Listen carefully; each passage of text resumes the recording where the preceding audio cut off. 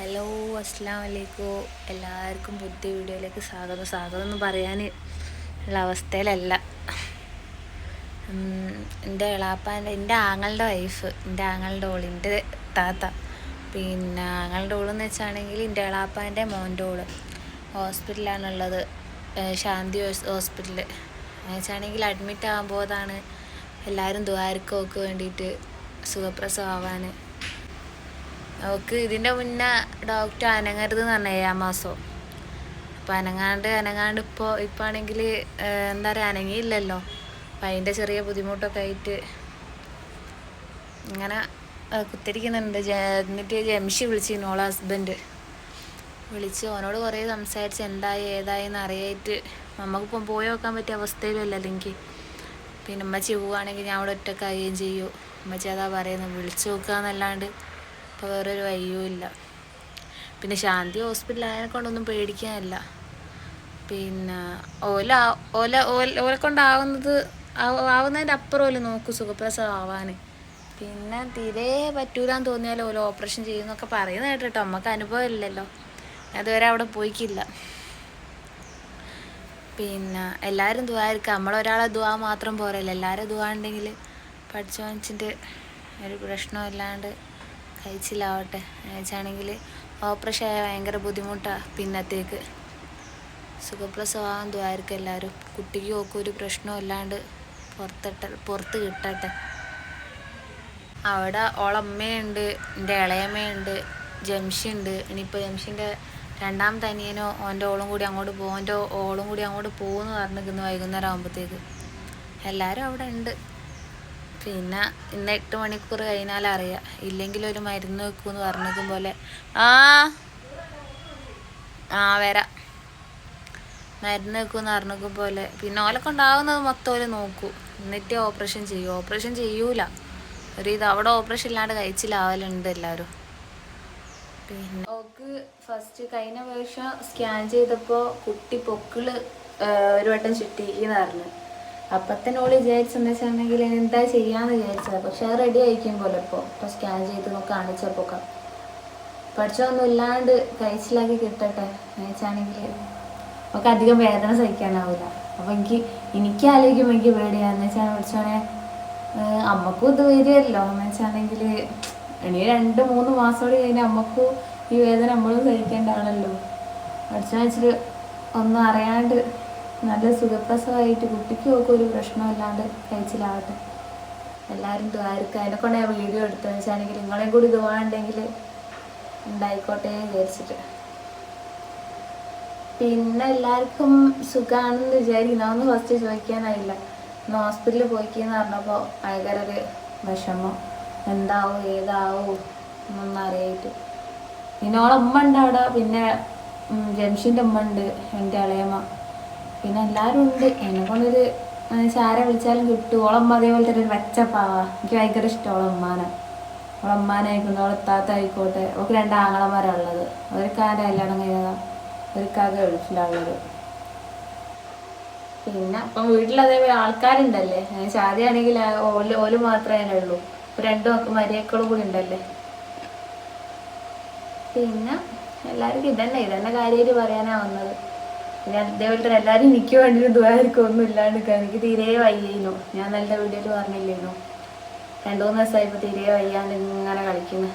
ഇൻഷാ അല്ലാഹ് ചിലപ്പോൾ നാളെ പോവും, ചിലപ്പം പോവും. ഇന്ന് പ്രസവിക്കുകയാണെങ്കിൽ നാളെ എന്തായാലും പോവും. ഇന്ന് പ്രസവിച്ചിട്ടില്ലെങ്കിൽ ഇൻഷാ അല്ലാഹ് നാളെ പോവും, ചിലപ്പം പോവും, പറയാൻ പറ്റില്ല. പിന്നെ വൈകുന്നേരമായി ഇതോ ഇവിടുത്തെ കാഴ്ച.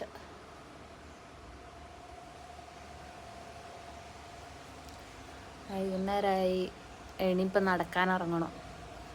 ഇവിടെ പുഴയുണ്ട്, പുഴൻ്റെ വക്കത്തേക്ക് പോകണം നടക്കാൻ. നല്ല സുഖം പുഴൻ്റെ വക്കത്തേക്കാവുമ്പോൾ. ആരെങ്കിലും ഉണ്ടാവും, മേലുള്ള താത്തയോ അല്ലെങ്കിൽ ബാക്കിലുള്ള ദില്ലനെ താത്തയോ ആരെങ്കിലും ഉണ്ടാവും, ഒരാളുണ്ടാവും ഒപ്പരം നടക്കാൻ. അല്ലെങ്കിൽ ഉമ്മച്ചി വരും. അല്ലാണ്ട് ഇവിടെ ഇങ്ങനെ കുത്തണൊരു കാര്യമില്ലല്ലോ. പക്ഷേയാണെങ്കിൽ ഞാൻ ഡോക്ടർ പറഞ്ഞിക്ക് നടക്കാൻ പറഞ്ഞിക്ക്. എന്നുവെച്ചാൽ അതുവരെ റെസ്റ്റ് കുത്തണല്ലേ ഞാൻ. അപ്പം ഇന്നലെ ഒന്നും വയ്യായിട്ട് നടന്നിക്കില്ല. പിന്നെ എന്തായാലും നടക്കാൻ പോകണം. പിന്നെ ഇൻഷാല്ല എല്ലാവരും ദ്വാരക്ക് കേട്ടോ പ്രസവിക്കാൻ ഒന്നും ഇല്ലാണ്ട് പ്രസവിക്കാൻ. പിന്നെ അതേപോലെ കുഞ്ഞോളെയും കൊണ്ട് ഹോസ്പിറ്റലിൽ പോയിക്കുന്നു ഇൽഷാക്ക. പോവാൻ നിൽക്കാന്ന് പറഞ്ഞിക്ക്. അതും അതേപോലെ തന്നെ എന്ന് വെച്ചാണെങ്കിൽ ഡോക്ടർ ഇനി കുഴപ്പമൊന്നും ഇല്ലയെന്ന് പറഞ്ഞാൽ അതേനു. ഈ പ്ലാസ്റ്റർ ഇട്ട് ഉത്തിരിക്കാൻ പറഞ്ഞ ചില്ലറ പരിപാടിയൊന്നുമല്ലല്ലോ.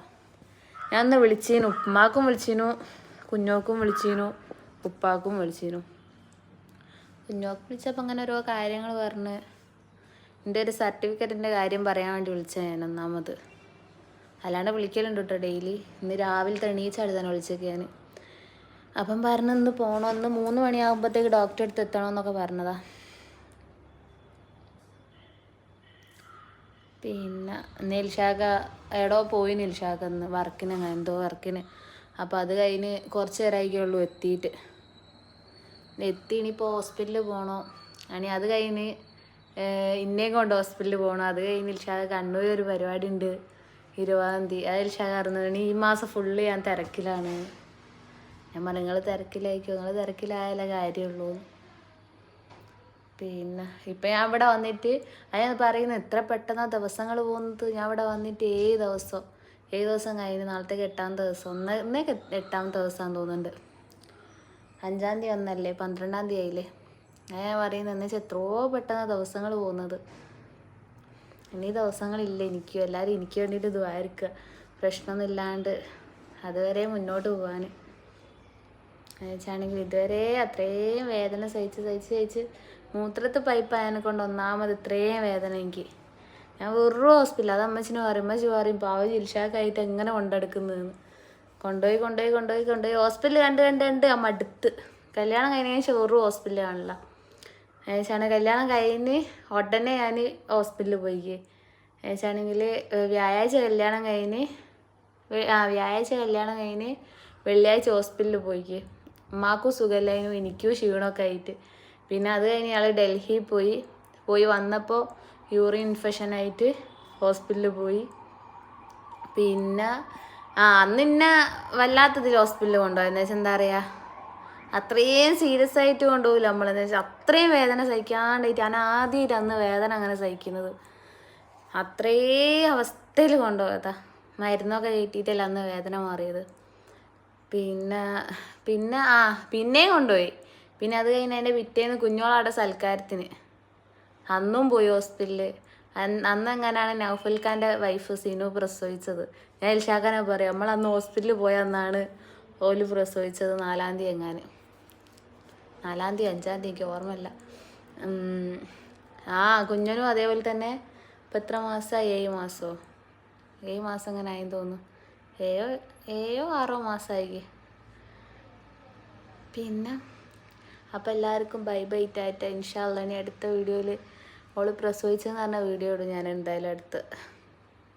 ഇൻഷാ അല്ലാഹ് ഒരു പ്രശ്നമില്ലാണ്ട് നാളെ ആകുമ്പോൾ ഇന്ന് തന്നെ എങ്ങനെ എന്ന് വെച്ചാൽ ഒരു പ്രശ്നമില്ലാണ്ട് പ്രസവിച്ച് കിട്ടട്ടെ. വെച്ചാൽ വേദന സഹിക്കാന്ന് വെച്ചാണെങ്കിൽ ഇനിയിപ്പോൾ മരുന്ന് വെച്ച് 3 ദിവസം എങ്ങനെ മരുന്ന് വെക്കാൻ തോന്നുന്നുണ്ട്. അഥവാ ഇതിൽ വികസനം വന്നിക്കില്ലെങ്കിൽ എല്ലാവരും ദ്വാരക്കുക, നല്ലോണം ദ്വാരുന്നു എല്ലാവരും. എനിക്കും വേണ്ടി ദ്വാരക്കുക, ഓക്കും വേണ്ടി ദ്വാരക്കുക. ഞാനും ദ്വാരക്കുന്നുണ്ട് നിങ്ങൾക്കൊക്കെ വേണ്ടിയിട്ട്. അപ്പം എല്ലാവരോടും ഓക്കെ, ബൈ ടാറ്റ.